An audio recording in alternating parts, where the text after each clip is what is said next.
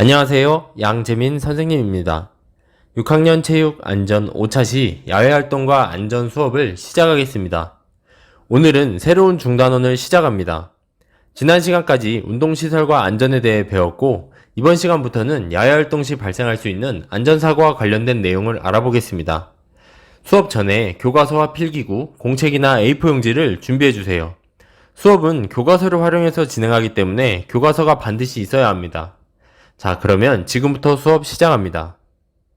오늘 수업은 중단원 도입부터 교과서 126쪽, 127쪽 활동 1, 2를 하고 수업을 정리하면서 마치겠습니다. 오늘 수업의 학습 목표는 캠핑장에서 일어나는 위험 상황을 파악하고 예방법과 대처 방법을 알아보는 것입니다. 이러한 학습 목표를 달성하기 위해 이번 중단원에서는 캠핑장 안전사고 예방하기, 등산 안전사고 예방하기, 위험한 상황에서 신속하게 판단하고 대처하는 방법을 배울 예정입니다. 코로나19 발생 이전보다 여행을 가는 것이 어려워졌습니다. 코로나 확산세가 줄지 않으면서 5인 이상 집합금지도 계속되고 있고요. 많은 사람들이 모여서 캠핑을 할 수 없는 상황입니다. 등산도 우리나라 사람들이 가장 좋아하는 여가활동 중 하나인데요. 5인 이상 집합금지로 인해 많은 사람들이 모여도 4명씩 짝을 지어서 시간 간격을 두고 등산을 하고 있을 정도로 코로나19 안전수칙 준수가 생활화된 상황입니다. 하지만 상황이 진정되면 다양한 야외활동을 할 수 있기 때문에 야외활동을 안전하게 할 수 있는 다양한 방법들을 알아보는 유익한 시간이 될 것이라 생각합니다. 그래서 교과서 126쪽 맨 위를 보면 야외활동에서는 다양한 환경으로 인해 갑작스러운 상황이 발생할 수 있습니다. 야외활동을 할 때 주의해야 할 것을 생각해 볼까요? 라고 나와 있죠. 확실히 이번 중단원에서는 야외활동에 초점이 맞춰져 있다는 것을 알 수 있습니다. 같이 살펴봅시다. 여러분이 생각할 때 야외활동 시 발생할 수 있는 갑작스러운 안전사고를 예방하기 위해 무엇을 지켜야 할까요? 교과서 126쪽 파란색 제목으로 캠핑장 안전사고를 예방해요 옆에 빈 공간이 있죠. 여러분의 생각을 적어보세요. 야외활동 시 안전사고가 일어나지 않으려면 우리는 무엇을 지켜야 할까요? 1분 시간 드리겠습니다. 작성해보세요. 준비, 시작!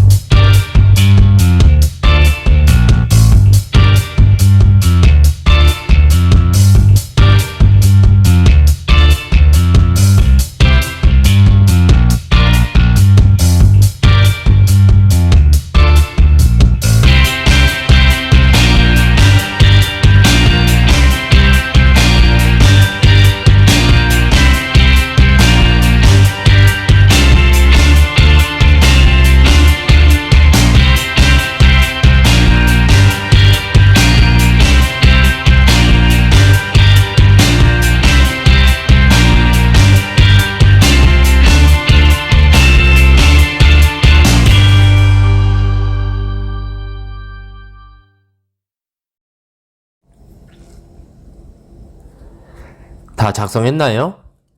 여러 가지 생각을 했을 것 같아요. 예를 들어 겨울이 지나서 봄이 왔는데요. 산에 낙엽이 수북히 쌓였을 겁니다. 봄철 가장 조심해야 하는 것이 무엇일까요? 바로 산불이죠. 산불 예방을 위해서 치사가 가능한 장소가 아닌 곳에서 음식을 해먹지 않아야 하고 담뱃불에 의한 사고도 많이 일어나니까 산에서 라이터 사용도 하지 않아야겠습니다. 그래서 우리나라 곳곳에 있는 국립공원에 가보면 입구에 라이터와 같이 불을 피울 수 있는 물건들을 반납하라고 하고 있고요. 일정 기간 동안 등산로를 개방하지 않는 곳도 있습니다. 그럼에도 불구하고 화재가 발생하는 것은 양심 없이 안전수칙을 지키지 않았기 때문이겠죠. 나는 조심히 사용할 거야 라는 잘못된 생각이 큰 사고를 일으키는 시작이기 때문에 항상 안전수칙을 지켜야 합니다. 이번 시간에는 캠핑장 안전사고 예방과 관련해서 알아볼 건데요. 혹시 캠핑을 가본 적이 있나요? 아니면 뉴스를 통해 캠핑장 관련 사고에 대해 들어본 적이 있나요? 여러분 중에 캠핑을 가본 친구들이 있다면 캠핑장에서 어떤 안전사고가 발생할 수 있을지 생각해 보세요. 또 직접 겪은 일이 있으면 여러분의 생각을 교과서 126쪽 빈 공간에 작성해 보세요. 혹시 캠핑을 아직 안 가본 친구들이 있다면 인터넷 검색을 통해서 캠핑장에서 일어난 안전사고에 대해 잠깐 찾아보세요. 시간은 2분 드리겠습니다. 잠깐 찾아보고 여러분이 찾은 내용이 무엇인지 교과서 126쪽에 간단히 작성해 보세요. 준비, 시작!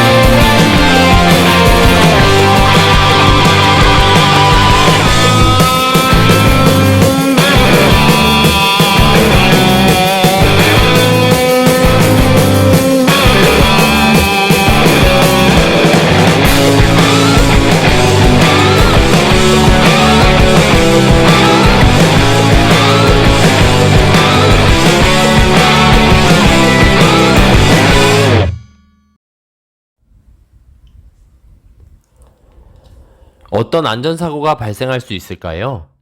안전사고 뉴스를 찾아본 학생들도 어떤 사고가 있었나요? 선생님이 기억하는 캠핑장 안전사고 중 가장 큰 사고는 화재 사고였습니다. 캠핑장에서 밤에 불이 났는데 불이 거세게 번져서 텐트에서 미처 빠져나오지 못해서 일가족이 사망했던 끔찍한 사고가 기억이 납니다. 이렇게 큰 사고 말고 다양한 사고가 발생할 수 있어요. 예를 들어서 텐트를 치고 다양한 물건들을 텐트 옆에 놓는데요. 바람이 많이 불어서 물건들이 쓰러지면서 부딪힐 수도 있고요. 장마철 캠핑을 갔다가 갑작스러운 폭우로 인해 고립되어서 구조되는 경우도 발생하고요. 여러 가지 사고가 일어날 수 있습니다. 그래서 항상 조심해야 합니다. 활동 1을 살펴봅시다. 활동 1은 캠핑장에서 불이 났을 때 대처 방법을 익히고 예방법을 알아보는 것입니다. 다양한 안전사고가 일어날 수 있지만 화재 발생 시 대처 방법을 가장 먼저 다루고 있죠. 왜 그럴까요? 화재 사고가 그만큼 많이 일어난다는 것이고 한번 사고가 나면 큰 사고가 발생하기 때문에 화재와 관련된 대처 방법을 가장 먼저 다루고 있는 것입니다. 교과서 126쪽을 같이 보면서 이야기를 나눠봅시다. 먼저 사례를 살펴봅시다. 초등학교 6학년 김모양은 가족과 함께 캠핑을 가서 모닥불을 피우다가 불씨가 바람에 날려 텐트에 불이 붙었습니다 라고 나와 있어요. 여러분, 캠핑장에 가면 모든 캠핑장에서 불을 피울 수 있는 것이 아닙니다. 혹시나 잘못 생각할까봐 말씀드립니다. 함부로 불을 피울 수 없고요. 불을 피울 수 있는 곳은 허가를 받은 곳이나 화재 발생 시 대처가 가능한 안전한 곳이기 때문에 가능한 거예요. 요즘은 백패킹이라고 해서 배낭에 1인용 텐트를 챙겨서 간단하게 캠핑을 즐기는 사람들도 늘어났는데요. 당연히 불을 피우면 안 되고요. 음식도 불을 사용해서 조리하는 것보다는 최대한 불을 사용하지 않고 먹을 수 있는 것들을 챙기고 따뜻한 물은 보온병에 여유있게 준비를 해서 가야 합니다. 다시 교과서 126쪽 활동 1로 돌아오세요. 사례 옆에 예방하기라고 나와 있죠? 같이 봅시다. 첫 번째, 정해진 곳에서만 불을 피웁니다. 아마 불을 피울 수 있는 공간이 정해져 있을 거예요. 두 번째, 불을 사용할 때는 바람막이를 설치합니다. 바람막이를 처음 들어본 친구들도 있을 텐데요. 교과서 126쪽 사례의 그림을 보면 모닥불을 피웠는데 불씨가 텐트로 날아가고 있죠. 바람이 그림 왼쪽에서 오른쪽으로 부는 것 같아요. 바람막이를 안 하면 저렇게 불씨가 날아갈 수 있어요. 화면을 보세요. 화면을 보면 불씨가 정말 많이 보이죠. 저게 바람을 타고 날아가기 때문에 산불이 일어나면 크게 일어나는 겁니다. 그래서 교과서 사례 옆에 예방하기를 보면 냄비 아래 가림막처럼 설치된 것이 보이죠. 그게 바람막이에요. 바람막이를 설치하면 바람이 불어도 불씨가 날아가지 않기 때문에 화재 발생 위험이 감소합니다. 그리고 불을 피울 때는 항상 주변에 소화기가 있어야 합니다. 일반적으로 우리가 알고 있는 소화기는 엄청 크고 무겁잖아요. 그 소화기 말고 캠핑용 소화기가 또 따로 있습니다. 가볍고 크기가 작은 것도 있습니다. 그래서 반드시 불을 피울 때는 주변에 소화기가 있어야 합니다. 그러면 화재 발생 시 어떻게 대처해야 하는지 알아봅시다. 먼저 불이 나면 텐트 밖으로 빠져나와야 합니다. 요즘에는 불이 잘 붙지 않는 소재를 사용해서 텐트를 만들기도 하지만 그렇지 않은 경우도 많아요. 그래서 불이 나면 금방 번질 수 있기 때문에 일단 밖으로 빨리 빠져나와야 합니다.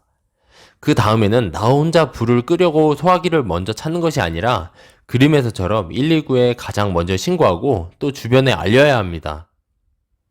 주변에 알리면 도움을 요청할 수도 있고 다른 사람들이 대피할 시간도 확보할 수 있으니까 소화기를 먼저 찾아서 불을 끄지 말고 119에 신고하고 주변에 먼저 알려야 합니다.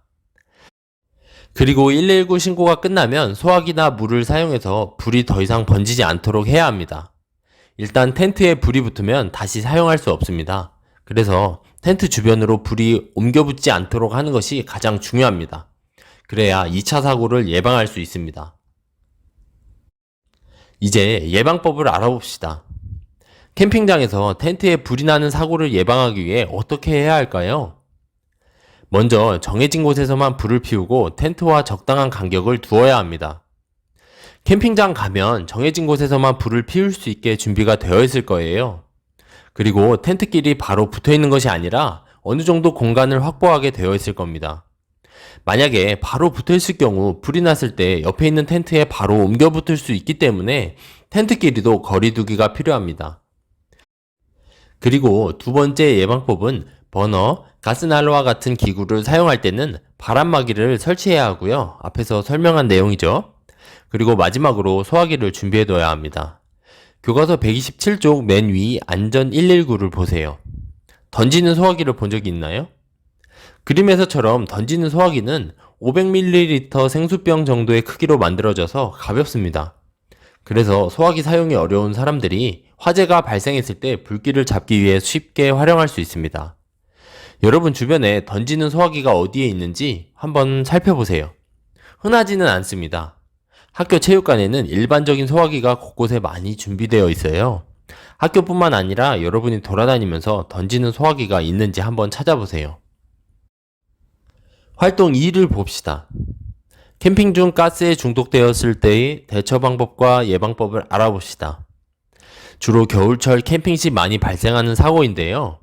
날씨가 추워서 텐트 안에 가스난로를 켜놓고 자다가 일산화탄소에 중독되어 사망하는 사고가 일어났다는 뉴스를 본 적이 있나요? 가스 중독은 정말 무섭습니다. 왜냐하면 일단 냄새가 나지 않습니다. 그리고 당연히 색깔도 없고요. 자극도 없고 맛도 느껴지지 않습니다. 평상시와 똑같이 잠을 잤는데 텐트 안에 가스로 가득 차서 가스 중독이 될 수 있습니다. 더구나 자고 있으면 더 모를 수 있죠. 그래서 가스 중독을 예방하기 위해서는 텐트 안에서 불을 피우지 않고 오리털이나 거위털로 된 두꺼운 침낭을 이용해야 합니다. 침낭이 없으면 집에서 쓰는 이불을 사용해도 좋습니다. 그리고 그 안에 핫팩을 여러 개 넣어두면 따뜻해집니다. 지금 이야기하는 내용들이 겨울에만 해당되는 것이 아닙니다. 4월까지도 야외에서 텐트를 치면 늦은 밤과 새벽에는 추울 수 있습니다. 그래서 한여름을 제외하고 초봄, 초가을, 가을, 겨울에 해당되는 내용이니까 잘 기억해 두세요. 교과서 127쪽 아래 대처 방법을 알아봅시다. 만약에 여러분이 캠핑을 갔는데 가스 중독된 사람을 발견했다면 어떻게 해야 할까요? 일단 텐트의 출입구를 열어서 가스가 날아가도록 환기를 시켜야 합니다. 그리고 환자를 밖으로 옮겨야 합니다. 만약 의식이 있으면 숨을 쉴 수 있도록 도와주고요. 의식이 없거나 반응이 없으면 심폐소생술을 하라고 나와 있습니다. 기본적으로 해야 하는 조치이지만 가장 중요한 것은 반드시 119에 신고를 해야 한다는 것입니다. 의식이 있더라도 일단 119에 신고하세요.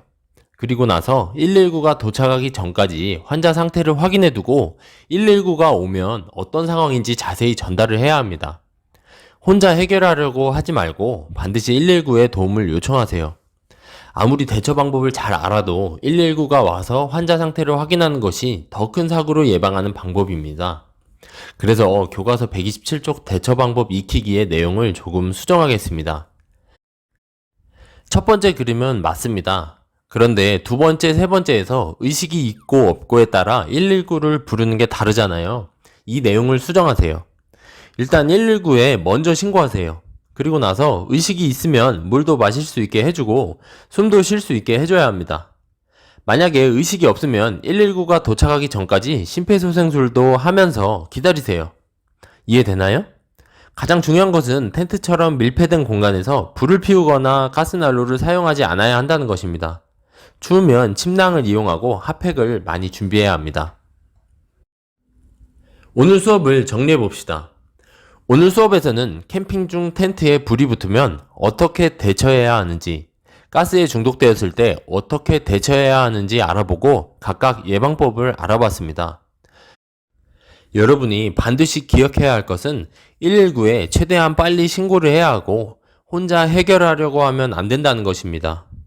만약 119에 신고하기 어려운 상황이거나 혼자 해결할 수밖에 없다면 침착하게 행동해야 합니다. 불이 붙었을 때 불이 더 번지지 않도록 소화기나 물을 활용해서 불길을 잡아야 하고 가스에 중독된 환자를 발견했을 때 일단 환기를 시키고 환자를 끌어내서 맑은 공기를 마실 수 있도록 해야 합니다. 이러한 대처 방법은 최후의 수단이고 가장 중요한 것은 예방입니다. 안전한 장소, 지정된 장소에서 불을 사용하고 가스에 중독되지 않도록 가스난로 대신 침낭과 핫팩을 사용해야 합니다. 알겠죠? 다음 시간에는 등산과 관련된 안전사고를 알아보도록 하겠습니다. 등산은 정말 많은 사람들이 즐기는 여가활동이기 때문에 중요한 내용이 많습니다. 특히 안전사고 발생 시 대처 방법은 여러분이 꼭 기억해야 하는 내용이기 때문에 매우 중요합니다. 기대해주세요. 오늘 수업 듣느라 대단히 고생 많았습니다. 수고했습니다.